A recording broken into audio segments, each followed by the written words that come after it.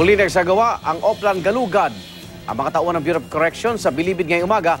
At mula sa Muntinlupa may report sa pamamagitan ng telepono si Bam Alegre. Bam, ano mga nakita? Igan, ito ika-30 Oplan Galugad pero lumihis muna tayo sa maximum security compound. Dito tayo sa medium security compound ngayon at may na-recover dito na hindi bababa sa 2 sachet na hinihinalang shabu mula sa isang inmate na naipasok dito dahil sa charge na droga. So sa kanya hinarap siya kanina ng mga otoridad at tinanong kung paano niya na ito nakuha. Sabi lang sa kanya hinawakan lang daw niya, may nagpahawak lang sa kanya.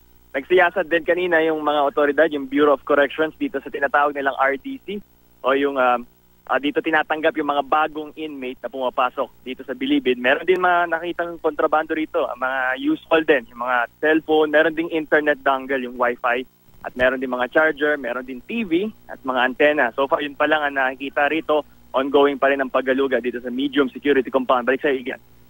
Maraming salamat, Bam Alegre.